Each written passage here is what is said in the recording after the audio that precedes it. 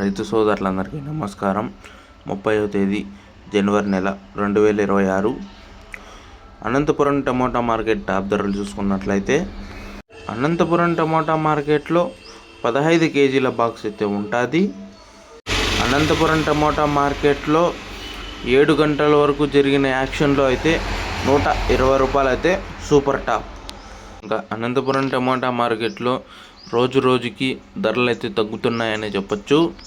Anantapuram tomato మార్కెట్లో 10 రూపాయల నుంచి ప్రారంభమైన ధరలు 10, 20, 30, 40, 50, 60, 70, 80, 90, 100, 110, 120 రూపాయలు అయితే సూపర్ టాప్.